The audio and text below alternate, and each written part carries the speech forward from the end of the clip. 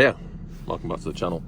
So today we are in a BMW and we have got, well, we've got all these lights on the dashboard to say that we've not got ABS and traction control and brake faults, and then on here we've got this to say that we've got flat tyre monitoring, pressure issues, because, well, that's not working neither.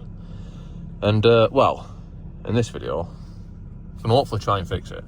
Alright, so the first thing I want to do is I want to use some diagnostics by OBD to, well, find out where the issue is. And I'm hoping that this is going to work because this is like the first ever diagnostics I bought about 20 years ago. And my top done, which I would normally use, I've left at home. So let's hope this will sort us out. Yes. So as we can see, we have got 4 faults. And 3 of them are all related to the left rear ABS sensor. That one, fuck knows. The rest of them, we also have sensor plausibility left, rear left.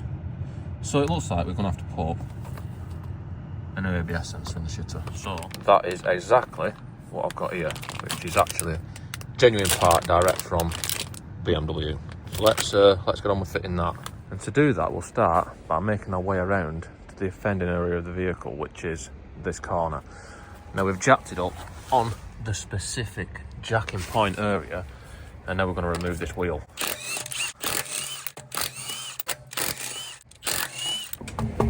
Yes. We placed it under the vehicle as a makeshift axle stand. Make sure it's safe up in the space. Safe. And now we've got the wheel off and it's obviously safe to go underneath it, we can investigate further as to what the issue is. So this car has had both rear wheel bearings done recently. And, well, to do the wheel bearings, you've got to take the hub off. Now, I suspect that that ABS sensor there has possibly been removed to take the hub off.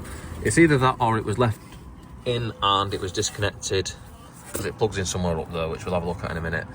It was either unplugged and then the hub was taken off with the sensor still in it, or the sensor was taken out. Now looking at that, if you can see closely, there is like a rust mark around it, and I think that the ABS sensor might have actually been removed.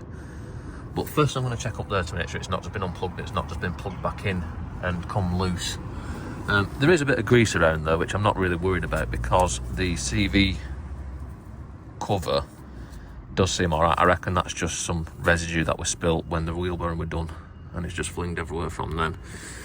Anyway, let's get on with further in our investigation. So I need to pull this off, which is a 10mm, and it's only a plastic nut. So, and if we lovingly fold that back, we can see that this looks to be plugged in correctly. So I don't think that that's the issue. So let's get on with actually changing the sensor. So it's got a 5mm Allen key holding it in, and hopefully it won't be seasoned. I mean, these do season sometimes. I've changed a few of these on these models, and they can season, but they're not usually as bad as a lot of cars. But let's, famous last words and all that.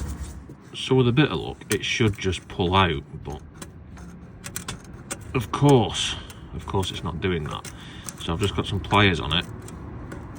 I'm just using a slight twisting and pulling motion at the same time in a non-erotic manner, and hopefully that will work its way out. I try and show it best I can, but you can't really see anything, so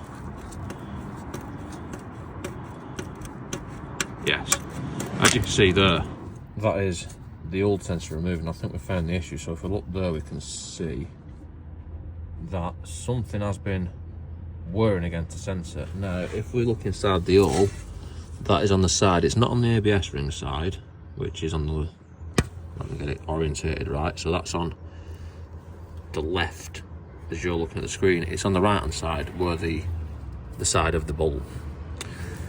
So that means it's been rubbing on this where it goes through into that hole.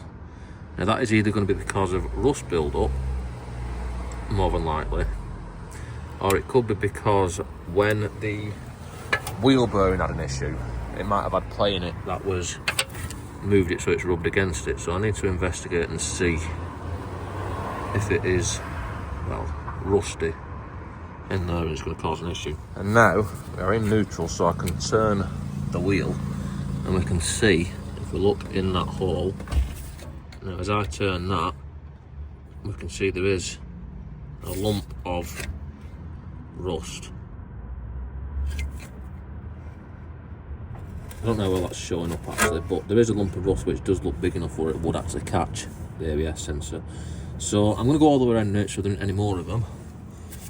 And then I'm going to get a screwdriver, probably a smaller screwdriver than that actually. I'm just going to try and break the rust off without touching that ABS ring, because that would be the end of the world. But that piece of rust there definitely does look like our culprit. Yes. So that is a lump of rust that I managed to fish out with these. But there are a few other bits that I broke off, so I'm just going to use a hurt line. I'm just going to blast it out.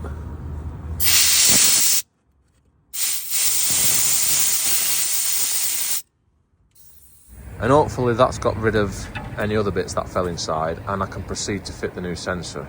So let's actually get on with that bit of the job, which is here. And as you can see, genuine BMW, overnight parts from Germany. So let's get it in. So first thing I'm going to do is I'm actually going to put the sensor in. I'm not going to take this one completely out, because I'm going to follow the wire and then connect the new wire and take it out bit by bit so it routes the correct way. So let's put the new sensor into here. Now that we're confident that we've got rid of the part that damaged the old sensor. And this should be a tight fit, but it should push in nice and lovingly with a minor amount of persuasion. And then we can put our 5mm Allen key back in there and torque it up to manufacturer designated torque setting. And then we need to clip it in place. So the old sensor's clipped into here, so I need to remove that and then pull the old sensor through to get it out of the way, and then use the same clip to clip the new sensor in.